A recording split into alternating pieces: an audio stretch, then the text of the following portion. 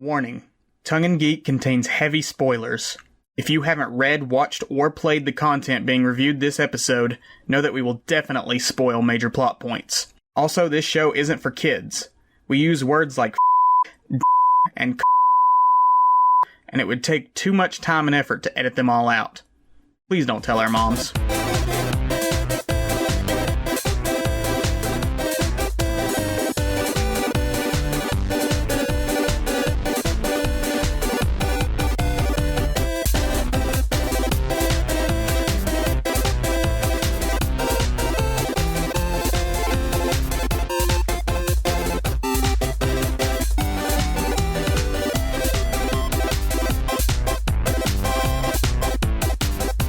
Hello, lovely listeners, and welcome to Tongue in Geek, where two more white guys on the internet give their unsolicited opinions on all things geeky. I'm Isaac. I'm Tyler. And we're joined once again by our dear friend Erika. Say hi, Erika. Hey, guys. Fantastic. Today, we're reviewing Sonic the Hedgehog, the 2020 live-action film based on the Sega video game series, directed by Jeff Fowler, written by Pat Casey and Josh Miller, and starring Ben Schwartz, Jim Carrey, James Marston, and Tika Sumpter. Tyler, I know you're always so enthusiastic to handle the background section, but do you mind if I start on this one? Oh, yes. I will graciously hand you the baton on this one. Thank you. I'm sure you had a lot prepared, and feel free to jump in. Feel free to jump in if you have any weighty subjects to add. I can bite my tongue on this one. I'm going to start with a bit of personal background instead of the actual background. And I have to tell you all a story. It's a story about a little boy in elementary school who spent his recesses not swinging or going on the slides or playing tag or doing any of the normal kid stuff, but instead roaming aimlessly around the playground with his best friend, coming up with what he would later find out was called fan fiction, and acting them out together. He would do fan fiction of all his favorite stories. He would do the Lilo and Stitch television series where he would act out the role of Stitch. He would do Pokemon where he would make up his own original Pokemon characters. He would do Marvel and play the Hulk. But the one he did the longest, the one that he's put more thought and effort into than any of these others, was Sonic the Hedgehog. Or rather, the story of Shadow the Hedgehog, which his best friend played, and his original character, Rick. Rick. Yes, Shadow and Rick. I spent 2 grades of my life walking around with my best friend, making up fanfiction and acting it out as Shadow and Rick. Rick was a red cyborg hedgehog that had a pocket to a portal dimension in his chest. I can't tell you all the weird shit we came up with over the years. Only things I can really clearly remember was that at one point I traced over one of the Archie comic covers and altered it to be Shadow and Rick. And at another point, I had written a song about the speed of lint, which I don't know why lint was like a speed setting, but I had written a song about it. And God, it's all starting to make sense now. I remember pieces of it. I'm going to do my best. It went something like, faster than the speed of lint, can't barely touch it, gets in your belly button, and that's all I recall. But this was like 4th and 5th grade Isaac would just wander about the playground coming up with fanfic, and all through elementary school, that's what I did. And that was before I knew what fanfic was. So I have had... God, I wonder if I would hate young Isaac. I wonder if young me would hate young Isaac. I just wanted to get it out there. I was never cool. I just wanted to make it very clear. I have always been that weird kid with the Sonic thing that he's doing. But as far as Sonic itself goes, my first interaction with Sonic was that I had a friend, the same friend, who had a GameCube, and on it he had Sonic Adventure 2 Battle. That was my first interaction with it. I was a PS2 boy, so I got Sonic Heroes when it came out. I had a cousin who had Archie Sonic comics. I borrowed his sometimes and finally got my own subscription. I watched the Sonic X anime on 4Kids. I was big into Sonic from probably about late elementary school to the point in middle school where I realized talking about Sonic was going to get my ass kicked. So Sonic kind of fell by the wayside after a point. Years go by. I kind of passively check in on Sonic every now and then. You know, it's something that I look back on fondly, but it's not something I'm going to play much or take part in often. And then they announced that a Sonic movie's coming out. Whatever part of my brain activated when I found out that Sonic's going to be on the big screen, this love of Sonic just came rushing back. And I'm like now going whole hog, going back into the Sonic franchise and checking in on all the stuff I missed. So that's my background with Sonic. What's your background with Sonic? See, at this point now, like, I don't know if I should have a grudge against this movie or not because of what you have become since its release. My background with Sonic is pure, just nebulous nostalgia. I played Sonic 1 and 2 on Sega back in the day when I was a kid in the 90s, and I enjoyed them greatly. The underwater flooding levels stressed me the fuck out. They're still scary, that music. And I think I could link some of that to my fear of water as well as Jaws, now that I think about it. Thinking about playing those levels right now makes my palms a little sweaty. It's kind of the same music as Jaws. Jaws is like dun kind dun, of dun dun dun dun dun dun, and the Sonic music is like dun dun dun dun dun dun dun dun dun dun dun dun dun dun dun. Stop it! I'm getting nervous again.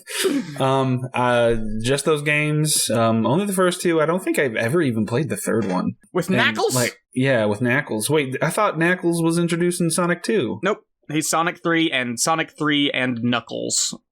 Oh, well then I must have played the third one because I do remember playing one with Knuckles. So this is how strong my memory is with Sonic. I was vaguely aware of some of the cartoons growing up, but other than that, he's just kind of a pop culture figure that, like, kind of was vaguely into as a child, but just became vaguely aware of in the periphery of pop culture and never really explored until semi-recently when I realized through the power of the internet just how vast and unknowable and bizarre the Sonic fandom is. Oh, the Sonic fandom. Erika, do you have any specific details about your history with Sonic? So my history with Sonic, there was not really, like, a lot of exposure. I watched, like, my cousin or my neighbor or somebody play it, like, on the Sega, like, once as a child. Left completely no impression on me. Never thought about it again. Until sometime around, like, circa 2016 to 2017, Isaac and Tyler had a joke about Sonic being the longest running comic series. That has somehow become integral to our friendship, that we make this reference over and over again. And then I want to say around 2017 to 2018, my real exposure to Sonic came when Isaac introduced me to Film Cow's Sargnarg the Hardtarg. Yes, Sargnarg the Hardtarg. The YouTube video, which I think came out like 5 years ago. The best adaptation of Sonic, in my opinion. And truly, that was my first introduction to any kind of anything about Sonic, and it remains the ultimate canon for me. His name is Dr. Rabargnarg. Oh, damn. Oh, fuck. Not the Eggman. Not Eggman or Robotnik. It's Rabargnarg. No, it's Rabargnarg, and everything is about tolls. My beautiful wife and husband. So that's really all the experience I had with it until we all three saw the Sonic movie in theaters in 2020 on the precipice of total social collapse that we didn't know was coming. Yes, for Valentine's Day. That was our Valentine's Day. This accursed goddamn movie. That's getting an accursed goddamn sequel in just a week or two that we're going to see. Though. Even if Sega had to sell the soul of the earth to Satan for it, it's a fun film. It is fun. I do enjoy it. I guess that was Erika's recommendation section early on. Go watch Sargnarg the Hardtarg. Absolutely, if you take one that thing and its from sequel. This. It has a sequel. Yes. With Knuckles. Popular 2021 sequel. As for the movie itself, it's got a pretty interesting development history. So, like, the idea for a Sonic movie's been around since basically the beginning, especially back in the 90s when he was at the height of his popularity. The Sega of America CEO, Tom Kalinske, was worried about, like, damaging the brand, citing the failure of, like, the Super Mario Bros. Movie and the Street Fighter movie. In 1994, though, they actually did have a development deal with Sega, MGM, and Trilogy. Richard Jeffries had a film treatment called Sonic the Hedgehog, Wonders of the World. It was scrapped, though, either due to profit disputes or some creative differences, sort of up in the air, we don't really know. But in 2002, Ben Hurst, who was a writer for the Sonic the Hedgehog cartoons, which colloquially is known as Sonic Sat AM, and also the Sonic Underground show, approached DIC Entertainment, which is the studio who made that Sonic the Hedgehog TV series, about making a movie. And they were very interested. Geek Entertainment? Huh? Sorry to interrupt. You said DIC, you mean Geek? Is it called Geek? I've never heard it said Geek, like the people who absolutely butchered Sailor Moon? That's interesting. Didn't know that. They also did Inspector Gadget. It is, and their little logo go Geek. Mm-hmm. See, I have actually not watched any... I don't think I've watched any Geek Entertainment stuff, not even the Sonic Sat AM series. Wow. Yeah, I need to. Weird. That's a weird blind spot. I've got a long catalog to catch up on because the Sonic Sat AM series was the inspiration for the Archie comics. But like, I'm getting there. There's a lot of Sonic. I'm returning back to the franchise. There's a lot to catch up on. Ben Hurst approached them and was like, "Hey, I have this idea for a movie. What do you think?" And they think, "Oh, that's actually pretty cool. Let's schedule a meeting for this." Ken Penders. And my fucking God, we're going to talk about Ken Penders down the line when we talk. We're going to do a Sonic IDW comic collection review at one point, and we'll talk about Ken Penders then. But all you need to know for now is that he was the head writer of the Archie Sonic series at this time. He heard about Hurst's movie idea and basically went to Sega and convinced them that Hurst was trying to co-opt the franchise. He's basically like, hey, he's trying to take over the image of Sonic. He's going to try and ruin Sonic. You can't let him do this. He's going to try and make it all his idea and is going to ruin your image. And like Sega got back to Ben Hurst and was like, all right, we're scrapping this. So Penders basically killed the Sonic movie in 2002 and came back in 2003. Penders tried to pitch his own Sonic movie called Sonic Armageddon. Of course. That was based on his story arcs from the comics and the Sat AM television series. It was pitched as this origin story and sort of series reset, as well as resolving some of the plot threads from the show. It was dropped in 2007 due to a corporate upheaval and the death of Sega licensing manager Robert Leffler, who had been supporting Penders through all this. So at this point, the movie was kind of dead in the water. The production on the Sonic movie actually started in 2013 with Sony. It was a joint venture between Sony's Columbia Pictures and Marza Animation Planet in Japan, which had done tons of the CGI cutscenes for Sonic games. It was scheduled for 2018, but it was put in turnaround. Paramount purchased Sonic in 2017 and actually kept most of the original production team, like the people from Marza Animation Planet and all the people working on it. Early drafts of the movie included Super Sonic, but it was cut to focus on the origins of Sonic and Robotnik. And here's the part we have to talk about, the original Sonic trailer. Ah, yes. So, man. This really requires no introduction, but when the original trailer was dropped, Sonic had a different design than what we've seen in this movie. What's absolutely baffling about this was that the visual effects for the original movie design was put forward by Moving Picture Company, Marza Animation Planet, Blur Studio, Trickster, and Digital Domain. 5 different studios looked at this thing and said, yes, that is Sonic the Hedgehog. That's the face of this movie. And my God, I don't think we could do it justice talking about it, because it absolutely blew up the internet when that trailer dropped. It became a meme machine. It was like the meme of like the year. Like, what can you say? Like, I still have trouble believing that first trailer was real. It's like a fever dream. From the human teeth to the muscular legs, it was just. But it truly can't. It seems too, I don't want to say, it seems too woke is not the right word. It seems like they're too aware of themselves if this was a joke on purpose. But I can't imagine that in good conscience they seriously put Gangster's Paradise in. Yeah, it's not just the design of Sonic, it's Gangster's Paradise. Yeah, it's not just the way he looks. It's that they sat down and, like you said, it went through all this vetting and they were like, yep, that'll get him hot. That's what we need. Erika, there was a long-running theory when this dropped that this was some kind of like viral marketing campaign. Like, they dropped this crappy, horrifying trailer, and then they were like, oh, we're going to redesign this and fix everything just for the sake of getting interest in the film. That's a load of horse shit because there's still merchandise of the original Sonic design out there. They were already merchandising. I saw some of that, when I was doing prep for this episode. And this is also around the same time period of the Cats debacle. Yeah. Right? Cats had just dropped. Cats had just dropped, and like they had messed up the CGI there, and they had to like send updates to the theaters. It's just I don't know what they did to update it. Yeah, I mean, they put in more buttholes. Obviously, the butthole the butthole cut. So the fact that it came out so close to the whole Cats thing makes it just even more questionable. I don't think that they would have, like you said, I mean, the merchandising alone doesn't imply that this was on purpose. And this was also the same year. 2019 was the same year Detective Pikachu dropped. Sonic was originally supposed to come out this same year, so people couldn't help but compare this lovingly recreated Pokemon world into a CGI real life hybrid to Sonic the Hedgehog Nightmare Fuel. I want to read a few tweets that people put out in response to this thing because they cracked me up. One of them from Blue said, okay, but why does Sonic look like he was cheating at Jumanji? And he's got a picture of like the kid who's turning into a monkey from Jumanji. Oh, yeah. Just painted blue.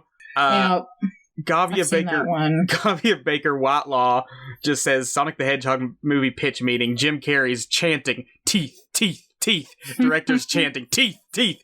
Paramount execs pounding on the table teeth, teeth, teeth. And the last one, and this is my favorite that I saw, was Daniel Howe said, after watching that Sonic the Hedgehog trailer, I would like to formally announce that I am no longer a furry. Yeah, I mean, if that's what you're into and you saw that trailer, that could do it. That could turn you off the whole thing. It was a nightmare how bad this was. But fortunately, they had the good sense to listen to the feedback that their audiences gave them. They did do a redesign. It took them 5 months, added $5 million to the production budget, and was achieved largely without overtime for the animation team, which is so they were miserable. It really took that entire time. Nearly half a year. Yeah, this kind of shit takes forever. Well, they had to do the whole movie over, Erika.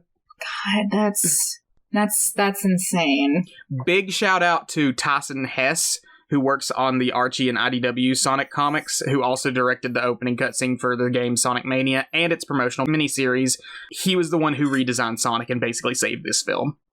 Okay. So, golf clap for him. Tyson Hess, thank you. You saved this movie. And the hundreds of effects artists that were probably underpaid and underappreciated while they bent over backwards to make it look good. And Sonic looks so much better in his final design. He actually looks like Sonic. They did stay away from his single eyeball, which a part of me is just like, give him the big weird one eyeball thing that he has in the cartoons and the games and everything. But they did stay away from that. But he looks like Sonic. He looks like an actual representation of Sonic instead of a little creepy man in a Sonic suit. God, it's so bad. Oh, it's so bad. It's a nightmare. But with all that out of the way, where do you guys want to start with this movie?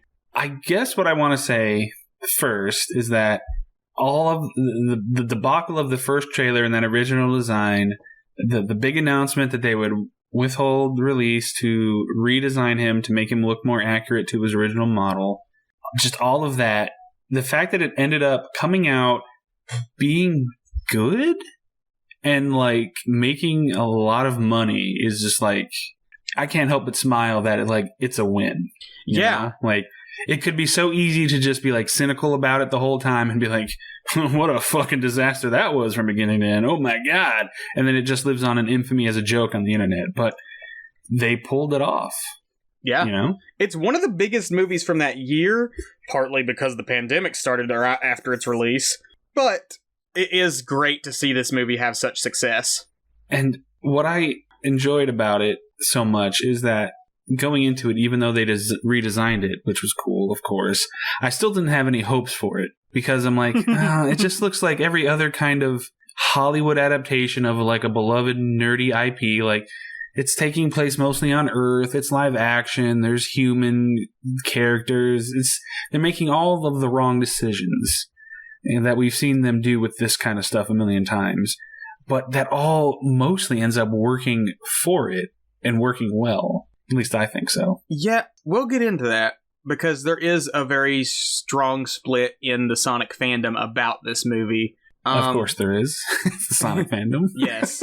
And for multiple reasons that we'll get into. But let's start with a brief synopsis. Movie opens, and it's actually taking place in Green Hills. We get a little baby Sonic who's adorable, running around in Green Hills, just doing the loop-de-loops and everything.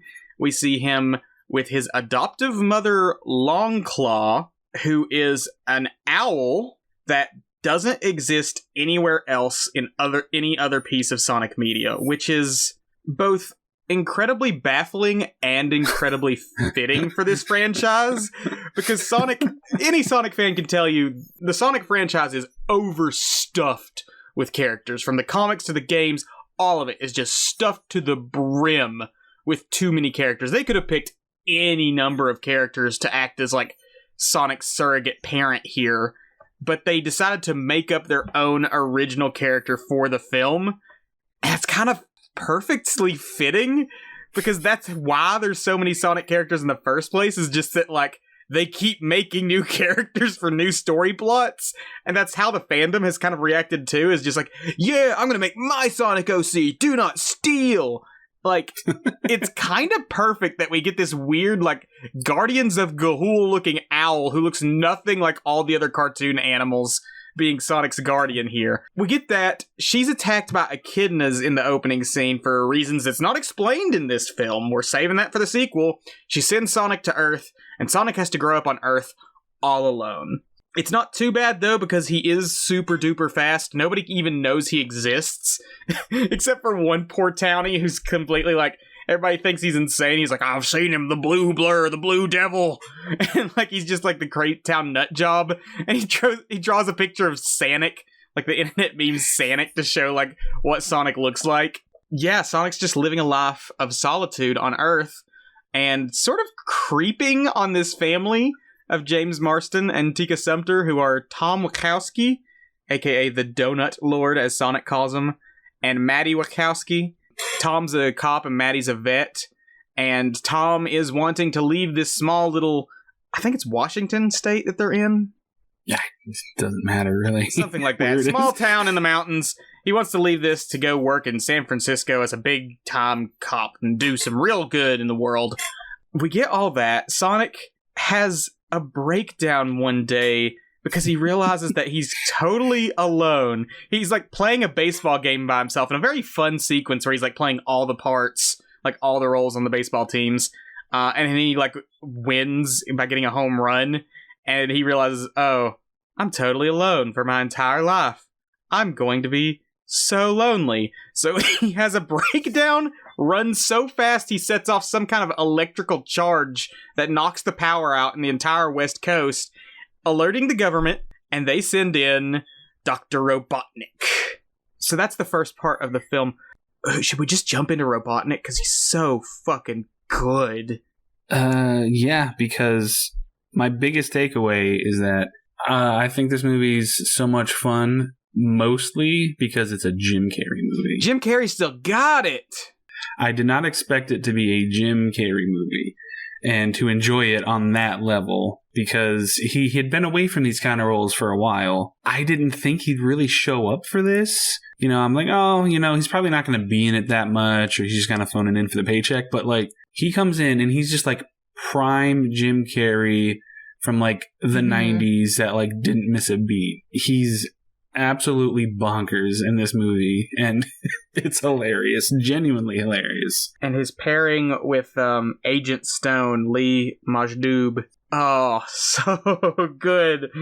This random agent character, who I think they've also made up, I don't think he's from anything else, is just like his second in command that he's constantly abusing, and it's also like kind of implied that they're in a homosexual like an abusive, toxic relationship. Yeah, it's the more you watch it, the more it's there. Yeah. Some people would say, you know, not everything needs to be gay, but it's kind of hard not to see this and be like, yeah, I think they kind of know what they're doing here. He puts his hand in his mouth at one point, yes. And then tells him to pin himself against the wall, and like a good sub, he does. Mm-hmm. Yes, they're very, very close to each other physically in this movie a lot. Very face-to-face close. Where there's a couple times where you're like, is Robotnik gonna kiss his manservant friend here? I'm here for it if it happens. He tells him something along the lines of his coffee is delightful. Yeah. Yes. He's like it's, would you like a latte? And he's like, of course I'd like a latte. I love the way they milk them. Yeah. Which is like one of the only like positive things Robotnik says in the whole movie. That's like not followed up by like an insult, or it's like not sarcastic. It's just like he says it in the most Robotnik way, but it's a genuine compliment that, comes from the heart, I guess. So maybe there's some love there. Oh my gosh, is Sonic the villain? Did Sonic separate Robotnik from his lover? He did. That's how they're playing. They're kind of playing that up like that in the second movie's trailers. That's what it kind of looks like, is like, I missed you so much, Dr. Robotnik. Stone's like so obsessed. Oh man, Team Robotnik then for the sequel.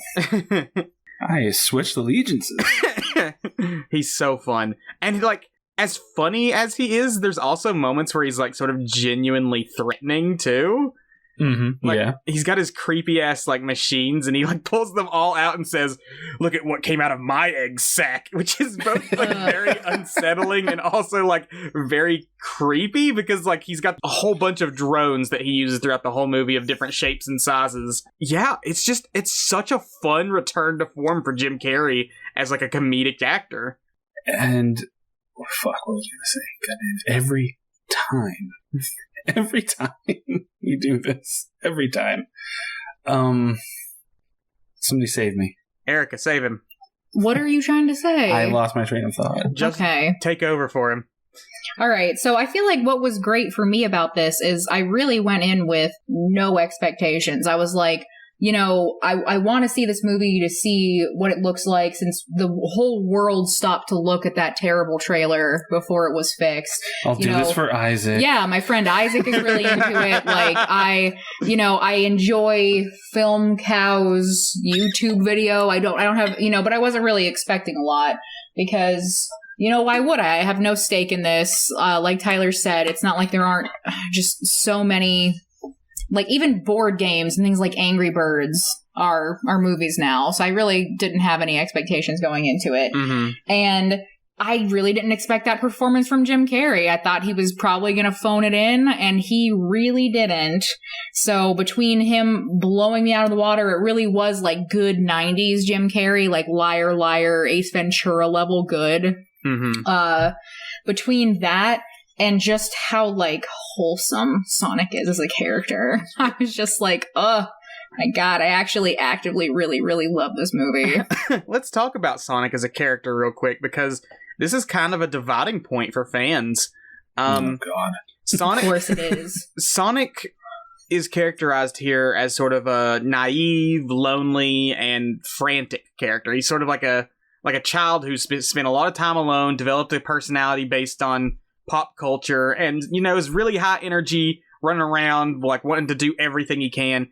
It's a fun character, but a lot of fans are like, this isn't Sonic. Sonic is cool, laid back, a bit of a thrill seeker.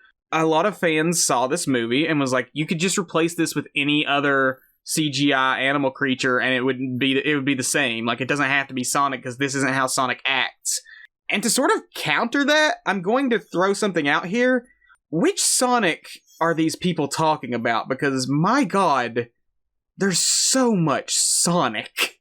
There's the game Sonic, which is arguably multiple different characters in multiple different games. They've kind of tried to weave together a cohesive narrative, but never to an extent that's really worked. Like, I don't think the world that Sonic lives on has ever been, like, clearly explained. Like, is it Earth?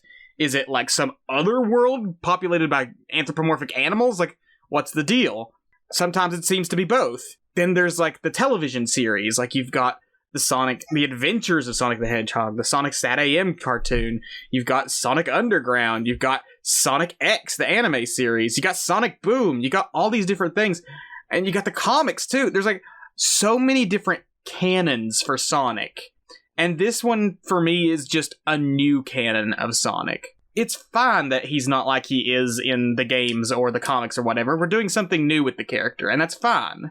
Yeah, I mean, speaking as somebody who doesn't have much, understanding of the deep lore of Sonic, all I know is that he was originally, like everything in the 90s, created a teen with attitude. He's sassy. He's got attitude. Mm-hmm. Which was exemplified by his little toe-tapping, impatient animation in the sprite of the Sega games. But I mean, it's like adapting a comic book character to a movie. It's not like a 1-to-1 copy and paste. It kind of has to set itself apart. And from what I know of the character, I think there's enough of him here for you to be like, yeah, that's Sonic. I mean, he's still sassy. He's still sarcastic. He just has an added layer of naivete and vulnerability to him. Yeah. Which is kind of what you need for a feature narrative, with character development is dimension. Especially like an origin story, too. Yeah, you can have it. It's Sonic Begins, if you will. Who else do we need to talk about before we get into more plot? Let's talk about James Marston as Tom Wilkowski. You know who he reminds me of? Brendan Fraser a lot. He's not the funniest actor or the most charming actor, but like he's got this good balance of both where I never don't enjoy seeing him. Okay. That's interesting. Mostly because I'm insulted that you say that Brendan Fraser isn't the most charming or funny, because prime Brendan Fraser is a goddamn dynamo. He is fantastic. But I've always liked James Marston because I think he's pretty underrated just in general.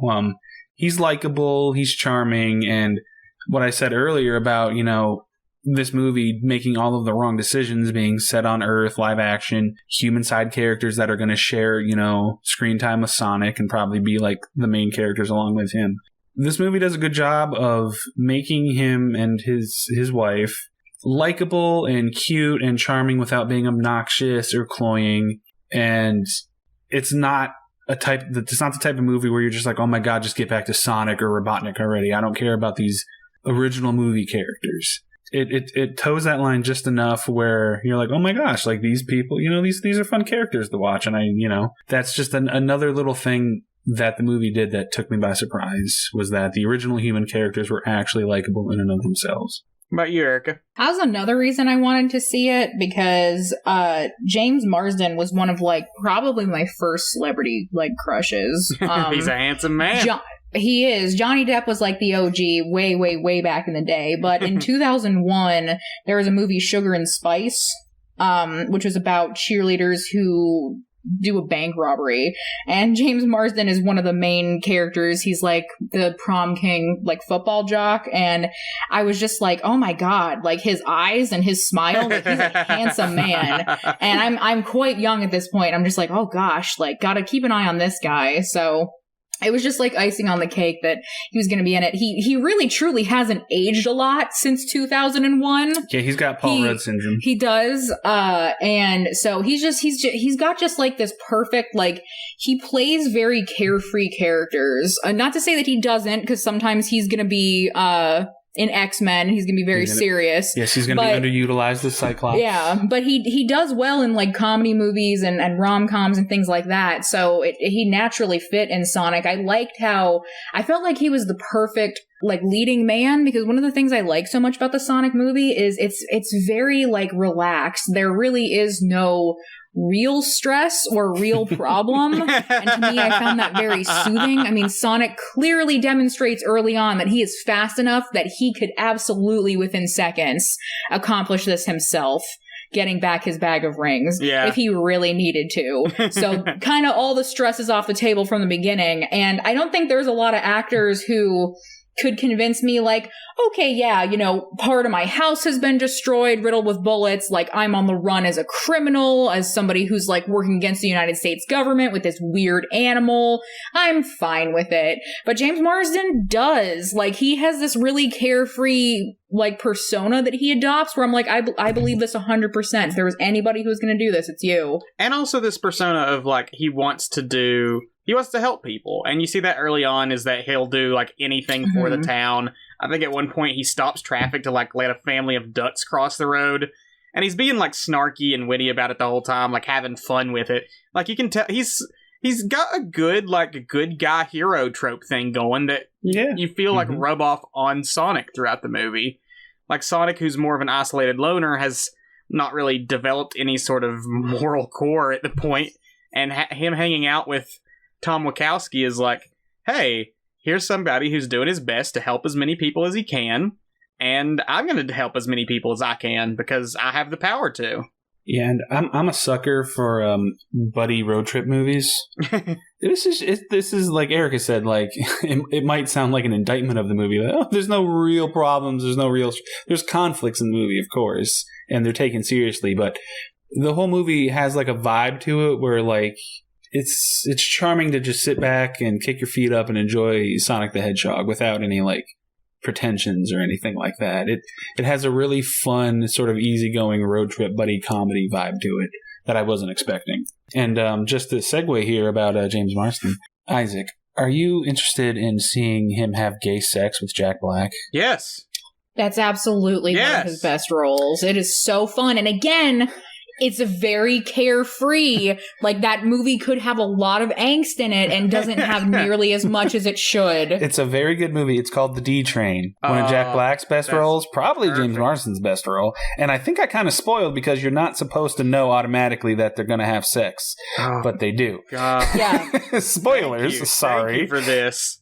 But yes, put that on your list. It's a very good dramedy. Yeah, well, that's all the time we have for today here at Tongue and Geek. I will get back to you all later. Enjoy. Thank you for listening. We've brought this up a couple times, and this is a very common criticism of the movie, is that it is kind of a road trip buddy comedy for a character that can run faster than the speed of sound. And yeah. But like we've said, and I agree with you guys, there's also something very nice about that. Like, yes, like, if when you look at it on paper, it's like, this is a terrible idea, this is awful, this is bad storytelling. But in execution, it makes sense because Sonic's character is someone who wants to spend time with people, specifically with Tom Wilkowski. And Tom is someone who wants to help people. And Sonic kind of makes up this bullshit excuse of like, oh, I can't find San Francisco. And I think somebody on the internet actually calculated, like, Sonic can run around every major road in the U.S. and still find San Francisco in less time than it would take him to drive there, just because of how fast he is. The point is that, like, it's not really the technical skill in the storytelling that makes this movie good. It's not really the concepts themselves that make this movie good. It's the way that they're executed. It's very much a film of, like, good performances, good fun action that's been done by the animation team. Thank goodness this animation team got a second chance at this, because, like, holy crap, it looks so much better. And there's some really fun, fascinating action with it. There is a ripoff of the Quicksilver scene from the X-Men franchise, but it's a fun ripoff. Man, it's a good ripoff, you know. And other times he uses his speed in ways that aren't like that. Like, we do get him, like the baseball scene where he's, like, running in all these different positions and playing a game against himself. It's more like he's occupying multiple spaces at once. Yeah, I wanted to mention that scene because I really like how that scene is shot and edited, because you don't see him, you don't see like the blue blur effect of him running. It just cuts to the various positions on the field that he's in at any given time, where, like you just said, it's almost like there's multiple Sonics at once because he's moving so fast. That's how he can do it. That was a really clever way to do that. There's lots of things that people have pointed out as flaws, and I understand why they would see this movie this way, but god damn it, it's just so charming. It's just so charming and lighthearted and fun that I can't find it in me to be mad about it. Even as someone who is connected with the Sonic fandom, who has like his own personal biases of how I want Sonic portrayed and the kind of stories I want him in, I can't look at this movie and be mad at it because it does a very specific thing with the character. And while some people would look at that and be angry because it's not the thing they want, I think it's done very well. It's just a fun buddy comedy where Sonic is hanging out with his human pal, which don't even get me started on Sonic X. That whole franchise was, hey, here's human kid character for Sonic to become best friends with. He has no personality besides the fact that he thinks Sonic is cool. Like, that was that whole series. And here we have him having a genuinely fun, engaging relationship with a human character in a way that's, like, showing how he's developing from naive loner into somebody who actually wants to help people and become a hero. Yeah, and I really like how there's not any cynicism to Sonic as a character, because it could have been really easy for the writers and the director to lean into his, snarky persona and make him kind of an unlikable dick.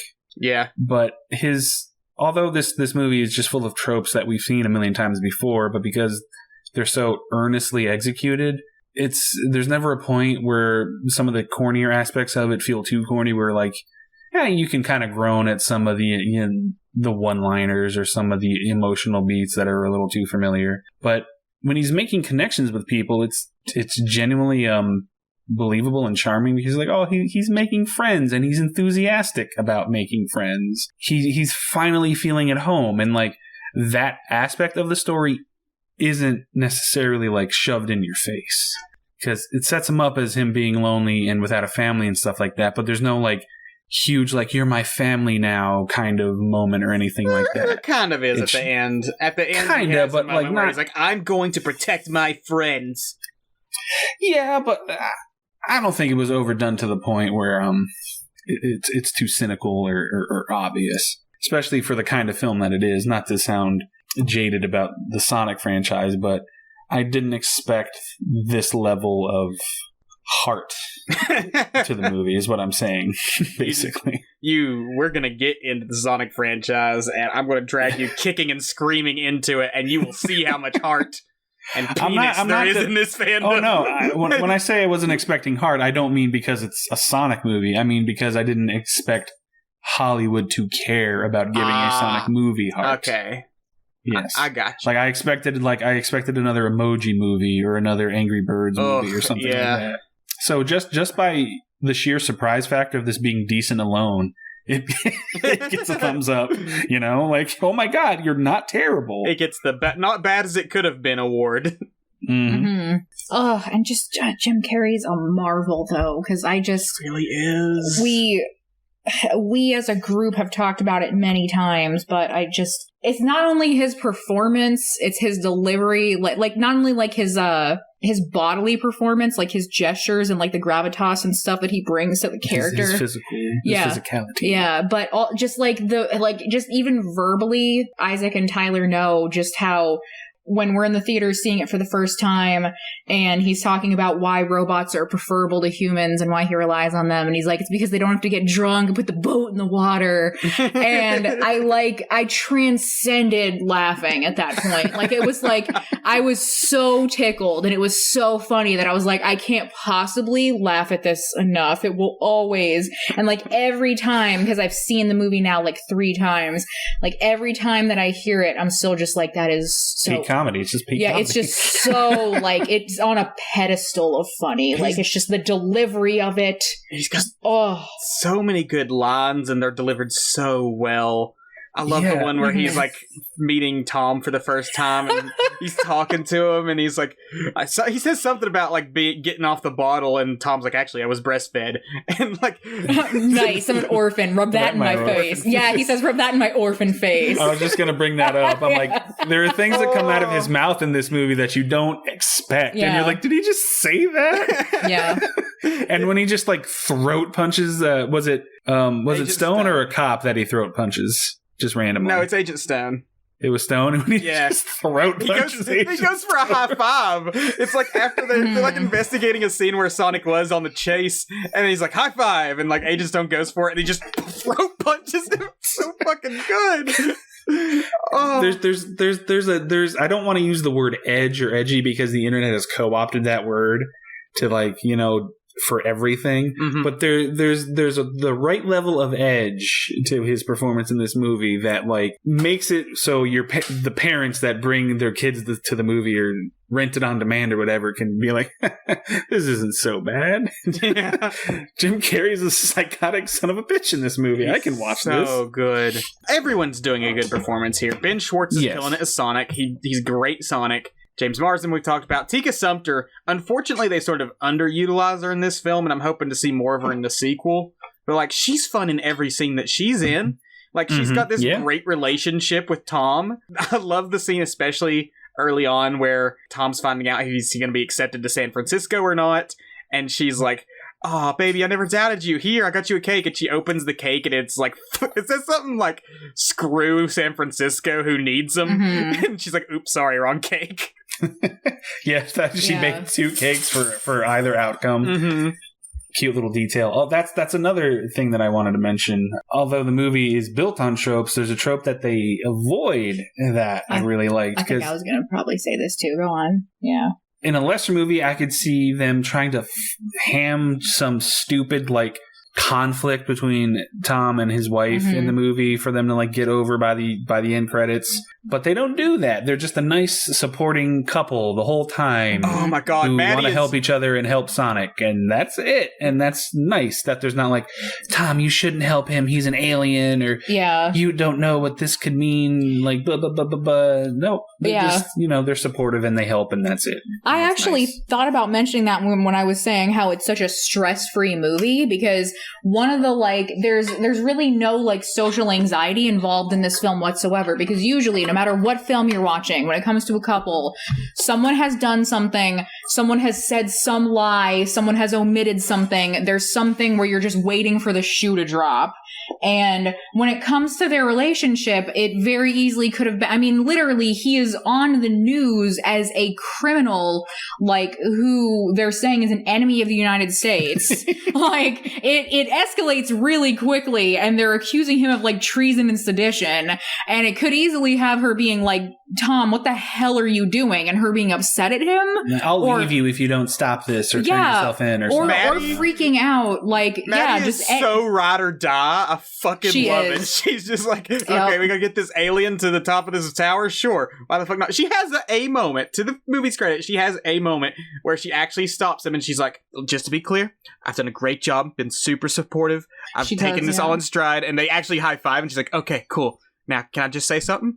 What the heck is going on? She just freaks out right there. She's not mad at him, but she's just panicking for a second, and it's perfect. Yeah. It's okay, we're going to address the fact that, yes, this is weird. Yes, people would have very negative reactions, but this isn't the kind of film we're going for. Yep.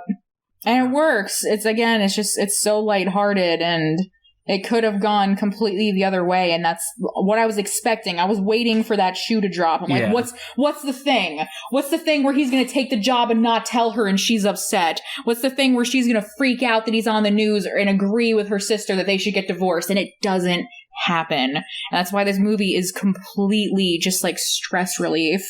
Comfort food. It's so comforting. All of the good guys are just so genuinely nice to each other. And that's so refreshing. Even Tom, who's kind of annoyed with Sonic at times, he's never dismissive of him or his feelings. When Sonic brings up the fact that I've never done a whole bunch of stuff, what's a bucket list? Tom's all right, I know we're on the lam from the government, but we're gonna take some time in this fucking biker bar and knock out some items of things you've wanted to do your whole life, just because I know how important it is to you.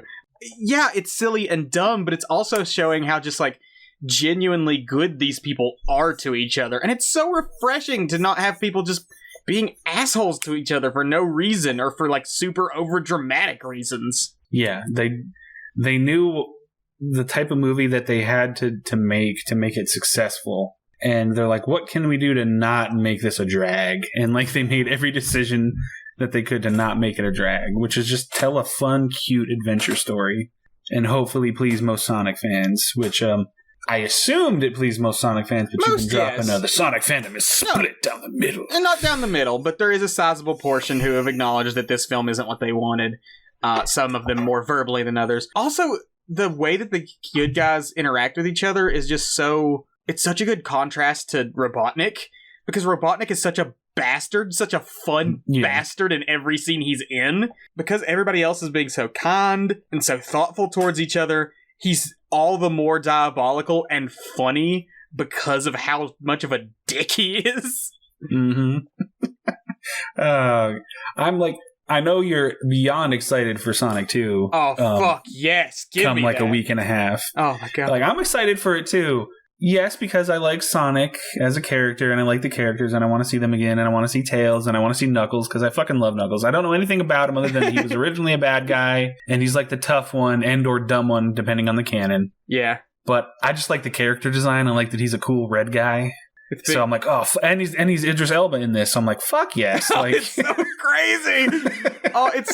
It's such a good casting for Knuckles, because in the earlier games, and especially in the adventure era, the early 3D stuff, Knuckles is a bit naive because he's a guardian on an island, sort of isolated from the rest of the world. And he's sort of grouchy, but he's not stupid. He's more like the noble hero separated from society and not knowing the way the world works, or being a little too trusting. And that seems to be the angle they're going here. And it's going to be such a fun playoff for both Robotnik and Sonic, because Robotnik's going to continue being this big, over-the-top, way so evil villain, and it's going to be kind of funny to see how he tricks Knuckles into thinking he's the good guy, because Knuckles is still going to be a good guy. We all know by the end of the movie, Sonic's going to convince him to join his side and defeat Robotnik. But, there's going to be such fun character dynamics between Sonic, who's this snarky, fast-talking, hero character, and Robotnik, who's this so over-the-top bastard trying to convince Knuckles, I'm the real good guy. That's what I was saying, is you're in it for the Sonicness of it all. I'm into Sonic 2 for the Jim Carrey Robotnik of it all. Yes, another Jim Carrey comedy performance coming in a couple weeks. Can't wait. Can't wait to see if he can bring that same level from this one as he did the first one. From all the trailers, looks fucking good. Looks even better than the first from the trailers. Yep. I have high hopes for it. I have a good feeling about it. We know that things can tend to disappoint us from time to time, but I think the world needs Sonic 2 right now, just like it needed Sonic 1. Oh, how little we knew. Anything else before we sort of wrap up the synopsis? I don't think so. I mean, I think that's pretty much about it. It's just, by wrap up the synopsis, do you mean final thoughts on the movie? Or? No, not final thoughts. I've got a few. We want to hit the last few story He has beats. to tell us why the Sonic fandom hates it. Yes, it's okay. Erika, you have anything else before we move forward? No, I don't think so. I'm really interested to see, to reflect on this one after we see the second one, because the second one from the previews, it definitely has a different vibe. Yeah. The second one because oh god, your pets are so loud. I know. Come here. Yeah, Almond's starting to. He found stuff that I thought was away. Okay, it's gone. Okay. All right. So the thing about Sonic 2, the trailer, is I'm excited because Tails is there. I'm excited because, again, no indication that Sonic's family has had a human child in the interim, which I'm excited about. The other thing that's awesome is we get Knuckles, and then Knuckles is all, "Oh, you think that I need your power?" And I'm like, "Oh, we're getting a little bit of lore." Why does he sound sexy? Yeah. Oh, Idris Elba. I know where I want those Knuckles to go. Oh, why'd you have to do the joke I figured you were gonna do? It definitely has a more closer to the games vibe, which I think is going to appeal a lot more to fans. And I think it's also going to be a little more accepted, too, at this point. Because, we've had the first movie now. We've had that nice, relaxed adventure. And we're ready to escalate the stakes a bit. I think the second one's going to be great. We'll see. We're going to do a review on that one when it comes out, too. We'll see. So I guess we'll wrap up the synopsis here. Robotnik chases Sonic and Tom all the way to San Francisco. They have some fights on the road and stuff. They have some little mini adventures, but the big final battle is Robotnik corners Sonic on the top of the tower where he has all of his rings, which I don't think we actually explained. The rings in this we mentioned but didn't explain. Yeah, the rings are portals. You can use them to go basically wherever you can think of. And Sonic's gonna use him to like go to another world because everybody now knows he exists, and he's trying to stay low because Longclaw at the beginning of the film was like, always keep running, never let them find you, and we don't know why. We're gonna find out why in Sonic 2. Robotnik corners them, and we get into the big final action scene, which is Robotnik has taken one of Sonic's quills, which is charged with this energy that allows him to move as fast as Sonic in like his big hover chair thing that he's got. We get a big chase scene where Sonic's like running through the city, Robotnik's blowing up cars and buildings and everything as they go. Sonic keeps using rings to like teleport to different places on Earth. He goes to like the Great Wall of China, they go to like Egypt, they go all over the world as like Sonic's just trying to get away from Robotnik, who's firing these missiles and lasers and stuff at him and everything. They finally end up back at the hometown that, Tom and Maddie are from. And we get the brief moment where we're all like, oh no, Sonic's dead. We all know Sonic's not dead, but like he gets hit, he goes down. Tom and Maddie step in the way to like protect him and everything. And then we get sort of a pseudo supersonic scene. They've introduced this new sort of power to Sonic that they've not really clearly explained. I'm sure they're going to get into it more in the second one. But like Sonic's not just fast. He's also got this power to him that can be harnessed by others and seems to be like the reason that he's being hunted by the echidnas. And he finally manages to harness it to its full potential in the final scene. And even though it's a very brief, not even fight, it's sort of a one-sided beatdown, it's very cool because every time he moves, he leaves that like light blue blur behind him, and we get him just like banging against Robotnik's ship like from every possible angle, moving it so fast that it just leaves like this star trail behind him, and then he just beats the shit out of Robotnik and sends him into a portal and decides to live with his new human family on Earth. And that's kind of just how the movie wraps up. Oh, and Tails pops up at the very end, popping through a portal, and says, hey, I hope I'm not too late, and goes looking for Sonic. The end. And every Sonic nerd in theater is like, oh my god! What's so cool about Tails is that it's the actual game voice actress. That's so awesome. They finally start using a game voice actress. Like, game voice actors work so hard in these roles. I don't know why they're always replaced. Fucking Chris Pratt, Mario, goddamn bullshit. But like, oh man, everybody hates Chris Pratt now. It's sad. It's not his fault. It's the fucking people who are making this movie who are like, hey, you know who we should get to voice Mario? The guy who's been voicing him for like 30 years? No, Chris Pratt. It's me, Mario. They need the star power. They need the star power.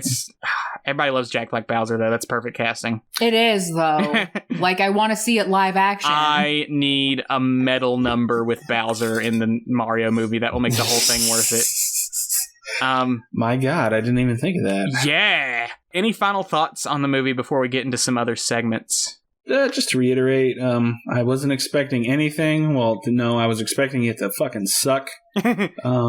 It's cute, it's funny, it's charming, and it's a nice, fun, easy watch. I'm glad it exists because I did not, in any reality, think that a good Sonic movie could happen. I didn't think that timeline was possible, but apparently we're in that timeline. So. Yeah, and I know a couple people, ourselves included, the three of us, where it was the last movie they saw before lockdown happened.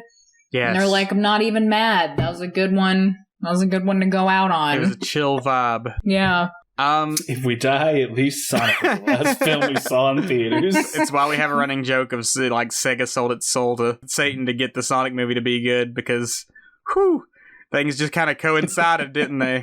Timeline-wise. Yep. My thoughts on it, again, there's parts of me as a Sonic fan that wishes they had stuck closer to the games or the comics or something and just added more details like that. I get a little frustrated with the fact that it's a road trip buddy comedy movie, but like, it's a good one. It's a fun one, and it's with a character that I love. So like, even though this isn't the movie I would have made if I was making a Sonic film, I can appreciate it for being the film that it is, and I still really enjoy it each time I see it. And I'm hoping that it's become sort of like a stepping stones for people to get like deeper into the Sonic fandom. Maybe not too deep into the Sonic fandom, but like, I'm open to it now that I've seen the movie and enjoyed it. I have read a couple of issues of the comics. I'm going to jump back into it for the pod later on, and I enjoyed what I read, so consider me a very casual convert of Sonic the Hedgehog. Okay. then before we segue here, Yeah. I just want to say it's half a miracle that I'm sitting here talking about this instead of just vetoing talking about Sonic on the pod at all, because after we left the theater, Oh, yeah. Isaac, Erika, and I, and also our friend Richard, who was with us. Oh, boy. There's a running gag in the movie about Olive Garden. Yeah, it's a promotion. It's very obvious, but it's done in a way that's it's a funny promotion. It actually. is. It's funny. They bring it up so heavy-fisted that you know they're kind of playing off it. But anyway, so there's that Olive Garden running gag, and we leave the theater, and it's late, and it's at night, and we're kind of hungry. We're running on the high of a good Sonic movie that just came out, and I'm like, oh my god, there's a goddamn Olive Garden right there. You guys want to go to Olive Garden? So the four of us go. Isaac is in full Mario cosplay. Mm-hmm. And it is February 14th, Valentine's Day. It is Valentine's Day. So we're in Olive Garden while Isaac is dressed up as a stereotypical Italian person. The irony. Just absolutely buzz on Sonic right now. And during our whole 90-minute dinner, because the restaurant was packed, he did not shut the fuck up about Sonic lore. I proceeded to explain the plots of every game from Sonic Adventure 1 through, I think, Sonic Unleashed. In full excruciating detail, because I was just so high on the Sonic momentum there. I had gone full kid mode again. I was back to being that kid. That's why I love this movie so much, is that regardless of the film itself's issues, it brought me back to that feeling of being a kid and just being obsessed with Sonic the Hedgehog in a way that I don't feel about many fandoms. It was such a high energy moment for me, and I know you all have mixed feelings about what happened that night, but I had a divine moment where I was hit with the Sonic aura again, and it felt so good. I don't have mixed feelings about it. I just think it's goddamn hilarious. I love that you had that reaction, because I've had that reaction to certain films that just hit that sweet spot, and it's oh my god, it's everything I've always wanted, and I want to talk about it, and I'm buzzed off of it. And so I'm glad that movies are still coming out that make people feel that way, even if some people be oh my god, it's just Sonic, shut the fuck up. Oh, the poor Don. Which I'm sure everybody around our table was thinking the whole time. I am probably a lot of people's best/worst Valentine's Day stories that night. A lot of people who were there probably look back and either say, that was the greatest Valentine's Day I ever had. I saw some dude dressed as Mario ranting about Sonic for 90 minutes, or being my fucking dinner with my girlfriend was ruined because some jackass was dressed as Mario ranting about Sonic. Obnoxious. Yeah. And in case anybody's listening, nobody probably heard you, no. Isaac is a loud person. And I leveled the audio. We were surrounded by people. There is no way in Pooh Perfect Hell that the people around us did not hear at least some of his ravings. I tipped well. I remember tipping well. Yep. So there's that. I really audience. enjoyed it. Oh, thank you. It makes me so happy that you all enjoyed the experience, because I do get the sense that sometimes I just go on fucking wild tangents for my own amusement and nobody else. It was a surreal experience. I was in a restaurant I hadn't been in 15 years, eating mediocre food, listening to my best bud in a Mario costume, just rant and rave about the Sonic franchise. Oh. That it's on Valentine's Day in Olive Garden dressed as Mario. Every love aspect. because there's no way that most people can have the context of we're here because they just made a reference to this in a movie. Mm-hmm. And we didn't even explain why you were dressed as Mario. No. Yeah, we were just hi. I don't think we need to. It's just he wanted to, and he's gonna do it again. Yeah. He's gonna do it again. I was oh man, the Sonic movie's coming. I'm so hyped. How am I gonna... I've got to do something special for it. I know. I'll go as his old-time rival Mario to go and see the movie. So I'm going to do that again for Sonic 2, and when the Mario film comes out, I will then switch to dressing as Sonic. I'm really curious to know what the hell you're going to look like dressed as Sonic. I will probably not go all out. I'm not going to do some weird fucking fursuit mascot looking thing. I do have like a head thing for like that. That's like a Sonic head thing. And I'll probably just do like a blue shirt and some. I gotta see if I can find some red sneakers that look just like his. I'm sure I can, but they're probably expensive. But you're not going to get that onesie that like from that famous meme of that kid in the Sonic no, that's a little. I listen, even I have some public standards. I can't do that much for the Mario film. You coward. Okay. I told you should dress as Luigi for the fucking Sonic 2 movie, and you won't, coward. It's not because I'm afraid. It's just like, I gotta spend money on a Luigi costume when I can buy a Blu-ray or a comic or something. Overalls, boots, a hat, and like a green shirt. Maybe for Sonic 3, because it's already happening. Yes, we're getting a Sonic 3 and a Knuckles spin-off TV series. Hot damn. This is a franchise. The Sonic Cinematic Universe. Yes. The SCU. Special Crimes Unit. So many people talked about a Smash universe when Detective Pikachu and Sonic released. God, that's my dream. You know what? It could happen. Because I predict that Sonic 2 is going to make some good money, and if that trajectory happens with the third and the Knuckles spin-off, I could definitely, because that's the way Hollywood is now, I could definitely see them. Let's just make this a shared universe like Marvel and DC. Let's just get Mario in here. I don't need it to be like a continuing franchise, but like give me one movie with like Sonic and Pikachu and Mario and Link and like Samus, just like one Smash Brothers movie, and I'll be happy. Well, then you'll get the people bitching that like, oh, it wasn't good because we didn't have a million solo movies building up to the Smash Brothers movie. Or they'll be like, my favorite Smash character wasn't in this one. Well, how am I supposed to take this seriously if I didn't get the Zelda solo movie before this? They left out Roy from Fire Emblem, those fucks. How come I didn't get the Duck Hunt solo movie before the Smash Brothers movie? I need the lore of Duck Hunt Dog. He's supposed to be killing the duck. Why are they teammates in the game? We're being dicks, but those people exist, and you all know those people exist. There's a dark part of me that's that person sometimes. Boy. So I guess segue to other bits. What do we got? Erika, you said you had something a second ago. You were looking for some research on some merchandise? Yeah, I wanted to see if there was... Well, I was talking to my sister before this episode, and I told her how we were wanting to maybe see if, like, merch could be something we could incorporate as a topic, like weird merch, and she, who has listened to the episode, said... But you know nothing's ever going to top the Twilight dildo. And I was like, I know. It's really not. It's the highest bar, especially when you know the whole backstory behind its creation and just why it was created, like how they found the market and just the extensive amount of like testing to get the color, everything about it.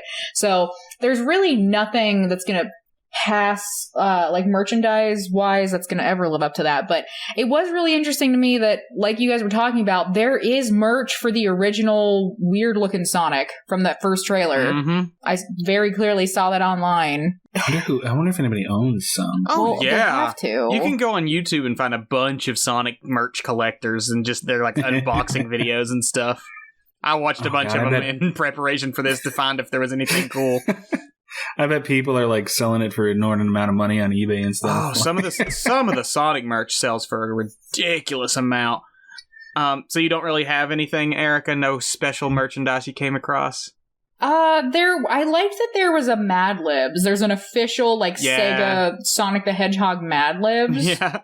That I thought was pretty cool. I liked that existed. Some really weird looking plushies for sure. Like it seems like almost every time he's a plushie, it looks absolutely ridiculous. I've noticed that too. Like how hard is it to translate Sonic into plushie form? I know, and I mean we're not doing a visual podcast here, but like what are his eyes looking like here in this picture, like an Tyler? alien. He does, yeah. Yes. He doesn't.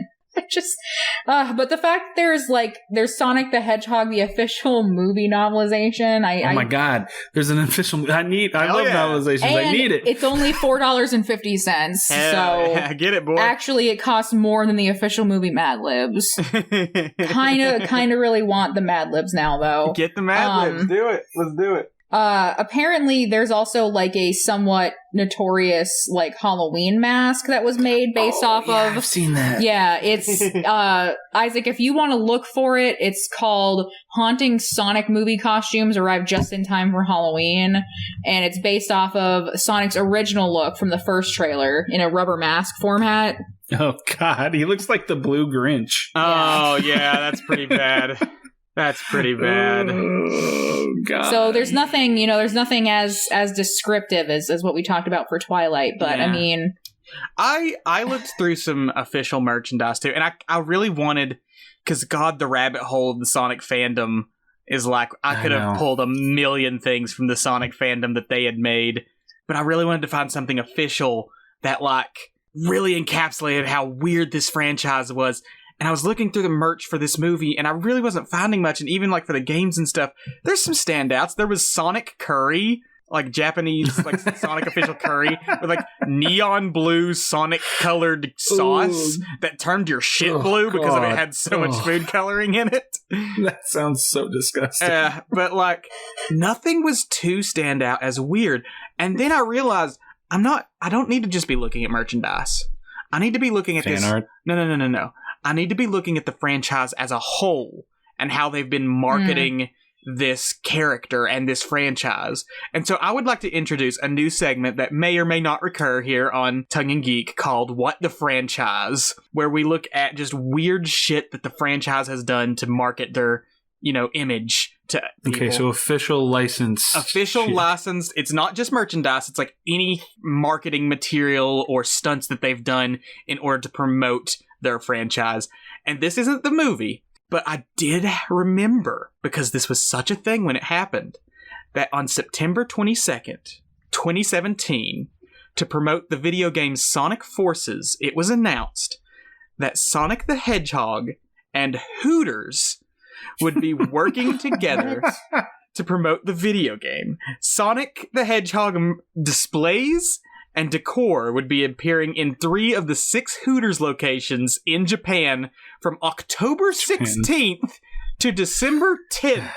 Sonic and Hooters, everybody. Oh, honestly, it doesn't surprise me, because I've seen what this franchise and fandom is capable of. So okay, Sonic and Hooters. Going to send you all some pictures so that you understand what this looked like, and then we can discuss it in the Discord.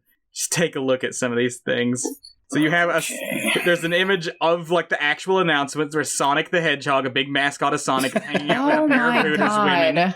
There's one at one of the Hooters where there's 2 Hooters employees holding Sonic plushies in front of a Sonic Forces stand. Yeah, that's Hooters, all right. I was thinking maybe No. It was at the Hooters. Iconography over in Japan for Hooters might be different. The branding might be different. Nope. But no, that's Hooters. It's still scantily. Oh, and there's the menu. Yes. The Sonic Special is what it was called. You could only purchase it from 3 to 5 p.m. every day that this promotion was running, which is so weird. It included a chili dog, French fries, coleslaw, and Sonic Blue citrus soda for 1,180 yen, which comes out to about $9.74 US. So pretty good deal, actually, for that. Yeah, not bad. I'd eat it. I'd go there. What's crazy about this is that they decorated it not just with posters and standees from the game, but they had dozens of these very rare, very valuable Sonic soap shoe plushies. In Sonic Adventure 2, he wore a special kind of shoe, the soap shoe, which was an actual real-world shoe you could purchase. It was a brand, it was a cross-promotion they did. And the Sonic soap shoe plushie has been, re-released, remade multiple times, but it's still very rare. They still run for $300 plus on eBay. They had dozens of these things hanging up in Hooters, and they did not sell any of them. None of them were for sale. Okay, so it's just for the aesthetics. Yes. They also, because it overlapped with Halloween, they had Halloween decor in Hooters alongside the Sonic Forces decor, and they actually put like little devil horns and like stuff on the Sonic plushies. Yeah, I mean, I take it back. That got a lot weirder than I thought. I want to know who they were expecting to attract with that specific time that they were offering this promotion. You said 3 to 5? 3 to 5 is when they had the actual meal available. They had the actual like decor and merchandise up all the time from October 16th to December 10th. So is it just for children? I have to get with that no idea period? How in the hell? What children are at Hooters? Oh, the best part, and I'll send you a video of this later, is that at random times throughout the day, Hooters employees would come out and dance to the song of Fist Bump from the game. Oh my god. They would dance to the song with pom-poms, and it was just insane that Sonic the Hedgehog decided, where are we going to market our video game? Hooters, Japan. It's just, it's wild. And here's the thing. I don't know how successful this marketing strategy was. I don't know how like it affected the sales in Japan of Sonic Forces. I mean, it's a Sonic game. Despite all of their flaws, they still sell very well because he's one of the most recognized video game characters. But, like, it's just insane that they did this. Yeah, agree. And you missed it. No, I saw this. I remember this happening. No, but you weren't in Japan. Yeah, oh, no, I did not. I did not buy a ticket to Japan and go to one of the 3 Sonic Hooters locations to go see this. I wish I had. It's my biggest regret in life was not going to Japan Hooters and getting some Sonic sweat pictures taken. But yeah, that's What the Franchise. I think this is a potential segment that we can bring back later. Yeah, that's a strong start there for What the Franchise. Should we get into review? Yeah, might as well. Okay. Rotten Tomatoes, 63% tomatometer. I thought it was a little higher than that. It's actually pretty low for the critic scores, but 93% audience. Makes sense. Audience fucking loves this movie. A lot of people had the same, feelings about it that we had. It's a fun kids flick. It's a good family flick. Jim Carrey's a riot. We love it. There wasn't too much people. There was a few people who were like, hey, this isn't the Sonic I know or whatnot. But I wanted to do, and we did this with the Batman review, I want to talk about the actual movie critics who reviewed this, not the general audiences. First one comes from Matthew Monagle from the Austin Chronicle. His review is simply titled Sonic the Hedgehog. And he says, almost everything about Sonic the Hedgehog comes together as a surprising success. Marston may not be a household name, but he gives the kind of performance that would make Brendan Fraser proud. Like I said earlier, without his knack for taking the material and never himself seriously, Sonic might have almost been unbearable in its buddy comedy segments. Meanwhile, Carrey presents just the right mix of mugging and menace as the misanthropic Dr. Robotnik. Even as he indulges in some of the broad physical comedy that made him a household name, a little bit of Carrey can still go a long way. There's a mean streak to Robotnik that betrays the well-rounded actor he's become in his middle age. It's his most fun character in more than a decade. I think that's a lot of the same things that we had to say. Yeah, that's pretty much what we covered. Now I just want to go back in time to an alternate reality and see a Sonic movie that was made in the 90s starring Brendan Fraser. So not much to say about that one. They have a lot of the same points we did. Here's one of the negative ones. K. Austin Collins from Vanity Fair says, this is the title, a good Sonic the Hedgehog movie? Not so fast. This is just an excerpt from theirs, but they say, am I wrong, or was Sonic the Hedgehog always supposed to be a tiny bit of an asshole? Not an all-out POS, to be clear, but we were definitely meant to root for the little guy. But he had a gingerbread man vibe. Can't catch me. A fast, furious little fiend. A 16-bit pixel hero for the backward cap MTV generation. On the posters for his game, he always had a finger raised in our direction in defiance. Pointer finger in practice, middle finger in spirit. At least to adolescent me. It always felt like a playful bit of chastisement for anyone trying to keep up with him, a dare to attempt exactly that. And they go on to explain how the movie Sonic isn't this same kind of character. He's too naive and gentle-hearted and everything. So yeah, it's basically, I don't think Sonic's a big enough dick in this film. Just the fact that the review for Vanity Fair for the Sonic the Hedgehog movie is the reviewer gatekeeping Sonic the Hedgehog as a character. Oh, I did not expect that from the high-minded Vanity Fair publication. I mean, I can get it up to an extent, you know? Mm-hmm. But, again, with adaptation, it's not going to be a one-to-one translation. I guess maybe they could have leaned into more of the, you know, attitude aspect of it, but I think enough of it's there where you can be like, that's Sonic. Mm-hmm. I do like him being compared to the Gingerbread Man. Yeah, it's very similar. I never thought of that before, but yeah. Yep. I mean, all he does is, like, sass Robotnik, and he sasses Tom. Like, he sasses everybody in the movie. He's a sassy bitch. He's just also a cuddly bitch. You're saying he's a Grimm's Fairy Tale ripoff. What? They took the Gingerbread Man and they were like, but what if this was a hedgehog? What if he was a blue hedgehog that went Yeah. $1 million idea. There's the next crossover. Gingerbread Man x Sonic the Hedgehog. Like into the Shrek world? Oh my god, yes! People, I would pay so much money to see Sonic and Shrek. Are you kidding me? Yeah. I still don't truly understand how Shrek became the meme that really, like, defines, like, all memes. I don't know either, but I would love... Existence would implode if Sonic and Shrek, the two biggest meme characters of all time, met in an officially licensed Hollywood capacity. There's already enough Shrek X Shadow fan art on the internet. James Berardinelli, I guess. Is that Berardinelli? I know that guy. Hey, from Real Views, simply titled Sonic the Hedgehog. Here's an excerpt from his review. 27 years ago, when I reviewed Super Mario Bros., the progenitor of this unfortunate genre, I wrote the following. The fun of playing the video game is that you're involved. You control what the little figure on the screen does. With the movie, on the other hand, you're a bystander, sitting in a seat, watching a bunch of actors run around getting absolutely nothing done, and speaking dialogue that could have been written by a precocious 5-year-old. Technology has moved on, but not much has changed. Whatever else it may achieve, Sonic the Hedgehog is unlikely to elevate the based on a video game category above the dismal level where it has wallowed for the past quarter century. Ooh, that's harsh. That's harsh. Mm-hmm. I mean, I disagree. I think most fans would say this is one of the few video game movies that actually manages to be good on its own as a movie. And as an adaptation of the video game, I mean, you know, people are contentious about that. But generally, from what I've seen, it's pretty much one of the handful of video game movies that people are like, oh my god, it's good.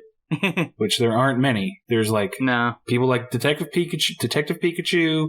There's a big fan base around the first Mortal Kombat movie, and a lot of people like the first Silent Hill, myself included. That's about it as far as video game movies are concerned. So Sonic is a rarity. Yeah, no, I think that's true. I don't really know enough about, like, video games to have seen many adaptations to be able to remark, but that's why I, like, dismissed it out of hand. Right. That it wasn't going to be good, because I truly saw it on the same level as, like Angry Birds, you know, like why do you really need to exist? Especially Sonic, who I never would have known prior to knowing Isaac, has some of the weirdest, like, such amount of lore. Like, the fandom runs so deep, and there are so many different, like, avenues already. Oh boy. And so many different, like, stories, and so many different, like characters. Like, why would you need a film on top of all of that? And then on the other hand, how could you possibly make a movie that would be worth doing? That's how I saw it, so I get that. Yeah. And then I was proven wrong. For me, and I'm going to talk about Detective Pikachu a little bit here too, I think there's a very specific reason that both Sonic the Hedgehog and Detective Pikachu were successful. With Detective Pikachu in particular, it's because that one was a much more faithful adaptation of the game it was based off of, but the game it was based off of was really more of like a point-and-click adventure with like some like puzzle-solving stuff. It was really more narrative-focused. It was already very much like a, hey, let's play out this story, and not too much actual gameplay itself. So it lent itself very well to just being adapted into, well, we take out the point-and-click elements, and we take out, you know, the puzzle solving, and we just focus on making the story a little more streamlined and a little nicer, and the performances a little better, and yeah, that's what we get. That's how Detective Pikachu did it. with Sonic, I think the success of the Sonic the Hedgehog movie is due in part to the fact that, like, from its beginning, Sonic the Hedgehog was meant to be so much more than just a video game. They wanted to compete with Mario. They wanted a mascot to compete with Mario, and what they ended up getting was a face of the company that could be translated into so many different forms of media, and has been. The Sonic games, I don't think if we only had the Sonic video game series that Sonic would even still be around if he had been limited to video games, because as much as I like Sonic and I like some of these games, they are notorious for being broken in gameplay, for having weirdly like complicated plots, for having like ridiculous melodrama and all of this stuff. That's not very appealing to a larger broad demographic. I love it because I'm invested in the character and everything, but like the reason Sonic has survived is because after that first game came out, they just started slathering this guy on everything. Get us an American cartoon, get us a manga, get us a comic book series, get us an anime series, get us an OVA film, get us everything we can get the guy on. You know, slap him on the OVA is good. The OVA is good. It's going to be in my recommendations. But there's just so much to Sonic, as like he was probably in the 90s the epitome of this whole multimedia branding image. Like, it wasn't just, oh, you played a Sonic game. It was like, you knew Sonic. He was that smarmy little hedgehog that appeared on your television screen on Saturday mornings, or in your comic books, or on your cereal box, or wherever the hell, you know, you were looking. Like, there's Sonic everywhere. And I think that's why he works so well in this film, is because even though this film isn't based on any pre-existing lore, even though this film has a new adaptation of Sonic, we're already kind of used to that with the Sonic franchise. We're used to them, like, bringing up a whole new lore, a whole new characters, whole new, like, perspective on the characters. And it makes it both very easy for new fans to get into, because it's like, you don't need to know any of the pre-existing stuff. Here's a new Sonic for you. And also, because that standard has already been set of, like, there's so many Sonics out there, the fans that already exist are like, this is just going to be another Sonic for me to love. You know, I don't need him to be the Archie comic Sonic or the video game Sonic or whatever. I can just enjoy this as a new version of Sonic to add to my collection of Sonics. Yeah, that's a good point. Which kind of brings up a point that I wanted to bring up, but we kind of got away from. Even though I previously said that the movie doesn't really feel pretentious or too jaded or cynical as far as the making of it is concerned, I do think that the reason the story is what it is probably because of studio notes. You know, it'd probably be like, you know. Oh, absolutely. We can't have this take place in a bunch of fantastical like worlds like the games. You know, the budget will be too high. You know, it might alienate newcomers. So let's just bring it down to earth, shoot it on location. You know, live action with people, keep the cost down, make it accessible. So that's.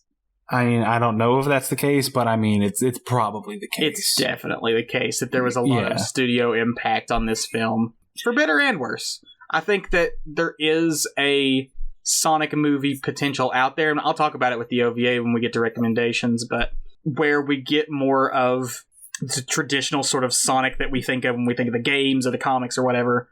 But I think for what this is, it's a good little, you know, welcoming mat to the Sonic fandom. It's like, here's something that the general public can watch and enjoy, and if they want to learn more after this movie, you know, this gives them something to base their ideas off of.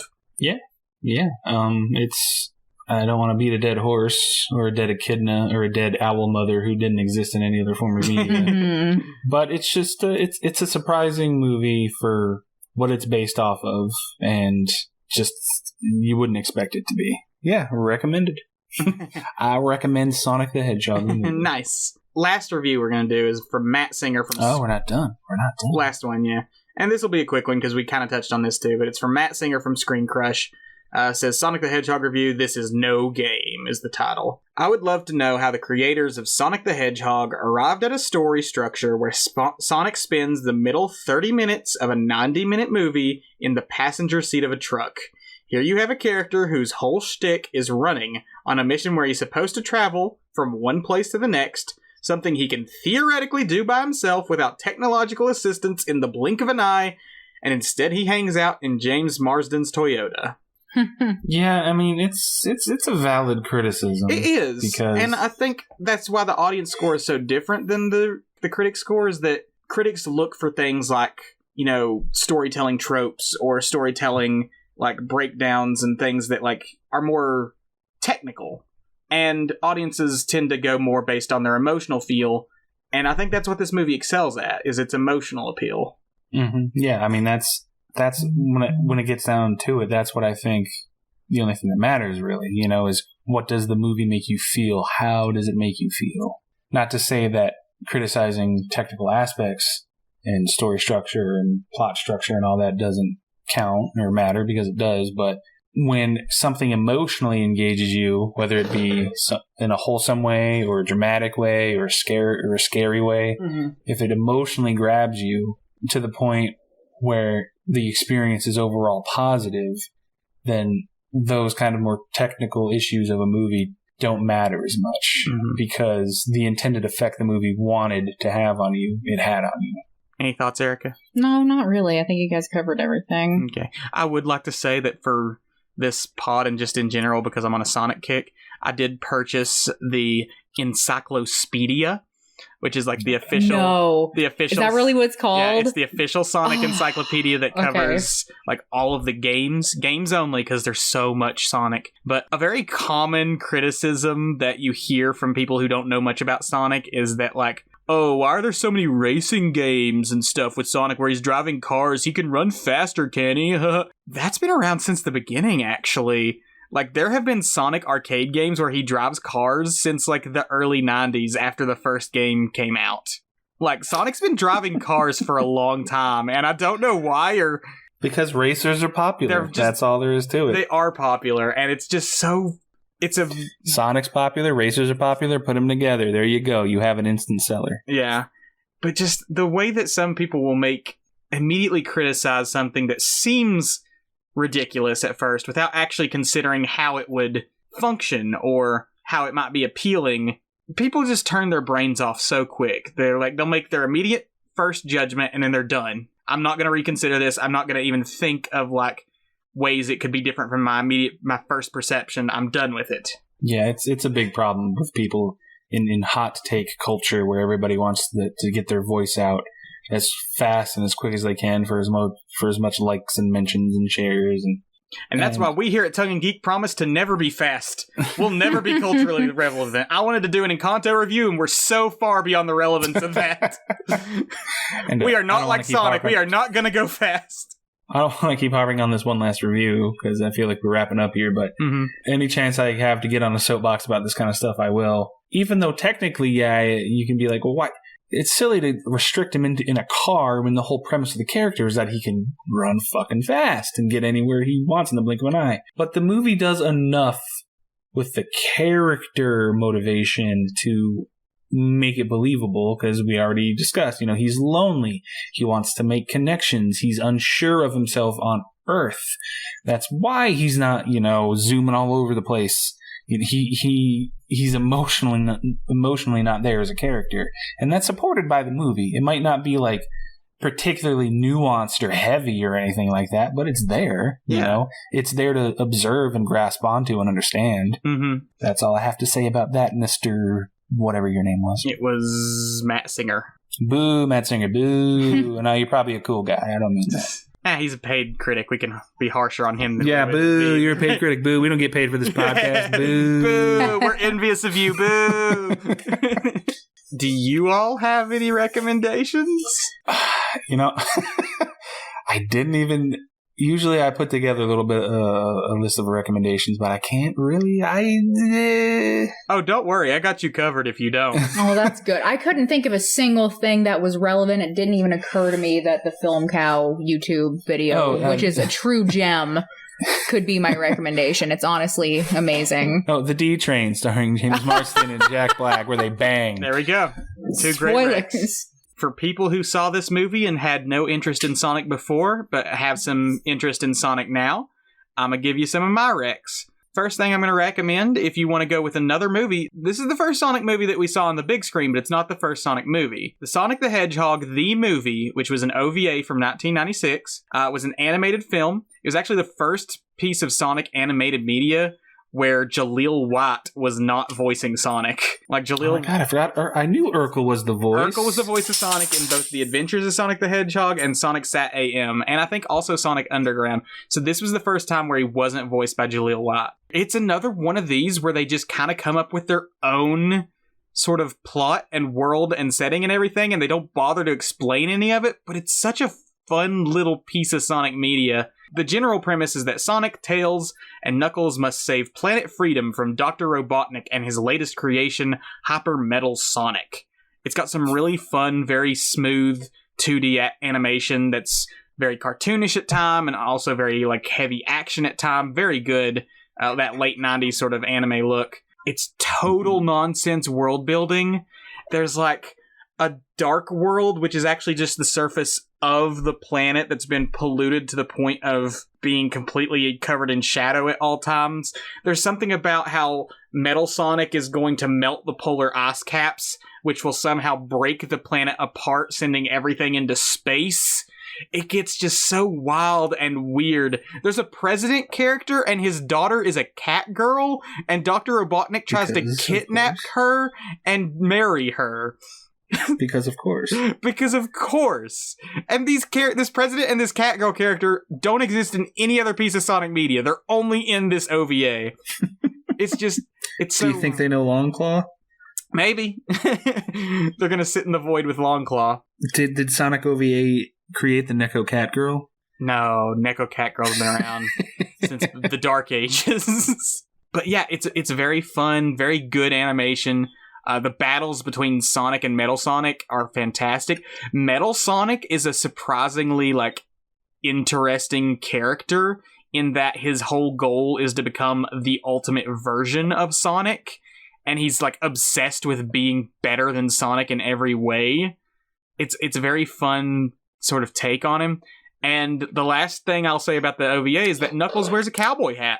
As he should, because he's a badass motherfucker and he deserves a cowboy hat. Yeah.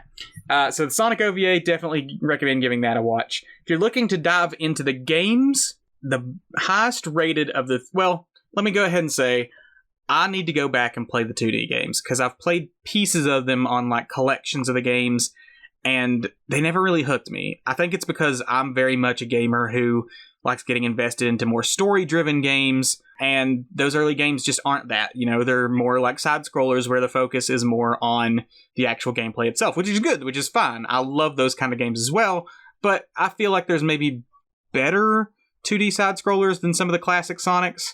Like I said, I need to give them another chance. But as far as... Sounds like sacrilege right about now. I know. I pissed off a lot of Sonic fans by saying I'm not a big fan of the original 2D games. But as far as the 3D games go, I'm going to recommend Sonic Adventure 2. And yes, you can start with that one. You don't need to play the first Sonic Adventure. This game is the highest rated of the 3D Sonic games on Metacritic. It was the final Sonic game originally released on a Sega home console, the Dreamcast. It was later re-released on GameCube. Right now you can get it on Steam or for Windows, or I think it's on PlayStation Network under their PlayStation Plus thing where you subscribe to a monthly thing. Xbox Live might have it. But these were the introductions of Shadow the Hedgehog and Rouge the Bat, who is Erika's favorite Sonic character. Just the internet truly is just the fact that she exists. Just there aren't even words. What's the most disturbing thing about Rouge is that everything, every single aspect of her physical design. Aside from the head, she's basically just a human woman in scanty clothes. Yes, she's got white human skin. Mm-hmm. She's just got these big breasts and everything. There's nothing bat-like to her except for the tiny little wings and a tiny little tail, and then her big gross bat face. Yep. But the rest of her body is human in every other sense. Yeah, I mean, I feel like I'm used to really hypersexualized female animal cartoon characters, but she makes Lola Bunny look like a nun, and I mean OG Lola Bunny from Space Jam and Looney Tunes. something about that anthropomorphic female rabbit. It's the human I thought was cleavage. the pinnacle. Yeah. And then just this bat in Sonic and the sheer amount of makeup this bat is wearing. Yeah. Like, I physically feel ill every time I see her.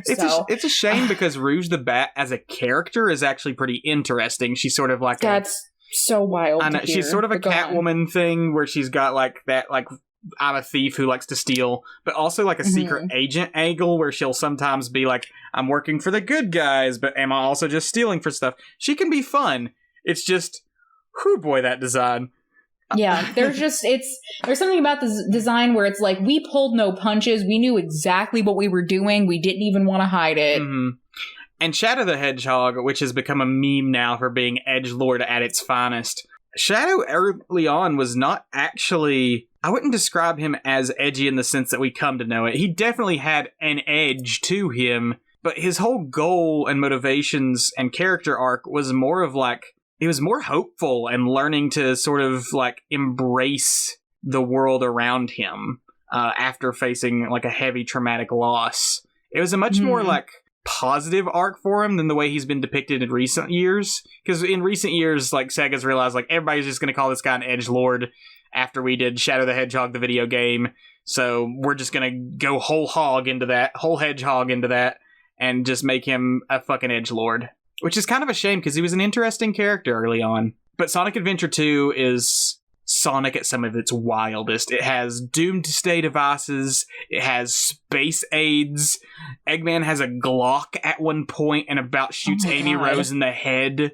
It's got ancient Egyptian space shuttles. Sonic is running from the cops. There's ghosts. There's space stations. It's just all kinds of wild shit. It's also got a really fun part of the game called the Chow Garden, where you just raise these little creatures called Chow and make them like do karate or races and stuff, and it's just very cute and fun, and I can't recommend Sonic Adventure 2 enough. You can find it in a lot of places. If you're looking to get into the comics angle, Lord have mercy, the Sonic comics. There are some gems from the Sonic Archie comics, some good gems, some bad. I'm going to give you a quick rundown of some of the things that I thought was more interesting. Issue 155, we get Sonic cucking Tails. Knuckles the Echidna, a spinoff. Issues 13 through 15, we get Charmy the Bee's friend who overdoses on LSD. Knuckles the Echidna number 22 through 25, we have Cyborg Nazi Echidnas. Very explicitly made into Nazis because they do actual, like, real world quotes from the Holocaust, and they just change them to be about Sonic characters. But yeah, those are some from the Sonic Archie comics that are just examples of how fucking weird they'd get. Maybe when we talk about the Sonic IDW comics, I'll actually go and let you know some of the better stories. But as far can't wait. As far as the IDW comics go, I've really enjoyed everything I've read so far. I'm going to crack them open soon, because I know you're going to make me do a pod on those. Hey, I did Batman for you. I've done 2 Batman episodes, like, really close back to back. You can do 3 Sonics. But this IDW comics use a lot more of the game lore than the Archie series. They're not as melodramatic and weird as the Archie series. The first arc takes place after the game Sonic Forces, which I know a lot of people have problems with, but it does a lot to sort of fix the problems narratively with that game. Eggman's defeated, his army's still on the loose, and Sonic and his friends have to clean up the mess. The art and the writing are just so good. Ian Flynn, who worked on the Archie series before becoming the head writer for the IDW series, he knows Sonic. He knows this character and the other characters and this world, and is just so good at writing them. I cannot recommend the IDW comics enough. They're very good, very fun, and a great jumping in point to learn more about the actual Sonic game lore. Oh man, you have more? Last one I'm going to do. If you're looking for something on the fandom side, something that the fans have created, I would recommend Snapcube's Sonic fan dubs. You can find these on YouTube.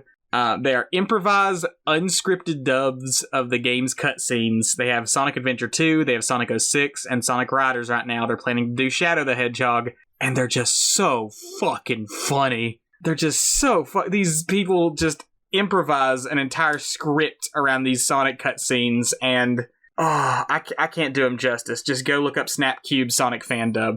They're so good. Okay. I think we have exhaustively covered the Sonic the Hedgehog film. Any final thoughts on Sonic the Hedgehog? God, no. It's Olive Garden all over again. We've cracked the seal. And now I gotta gird myself for Sonic 2 coming up. If I could find someone who would match my enthusiasm, I would quit this podcast today and do one exclusively on Sonic media.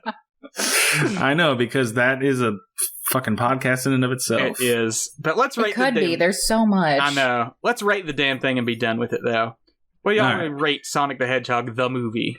I will rate Sonic the Hedgehog, the movie film, 7 violently gay Jim Carrey characters out of 10. I'm going to give it like 4 out of 5 little human Sonic toes we get to see. Oh, we do see his feet. We see his feet. And feet. I'll never forget just like sitting next to Isaac in the theater, and Isaac just goes like, his feet! See his feet! Because I just knew at that moment a very specific corner of the Sonic fandom was so happy. I don't think I had the context at the time as he was saying it, but now I'm like, oh, yeah. God, the gift that keeps on giving. Mm-hmm. I'm going to give it a rating of 280 out of 343 meters per second. I'm sure there's a reason for that. That is the speed of sound. That is Sonic speed. Gotcha. Alrighty then. Yeah, I think that's going to do it. I was wondering if we were going to do 2 hours on Sonic the goddamn Hedgehog, and we're pretty much there. And most of it's me. We're going to see if this pops out to be another Mass Effect. Please no. That was a fun day, though. I liked it. It was fun for me and you, not for the listening audience. This might be another one of our clunkers. We'll see. But yeah, that's going to do it for us. Thank you for joining us here at Tongue and Geek. If you enjoyed the episode, share it with your friends, drop a like or a rating, and always remember, don't throw your baby in the trash. Or unless it's the original Sonic design, then fucking chuck it. Burn that shit. Au revoir.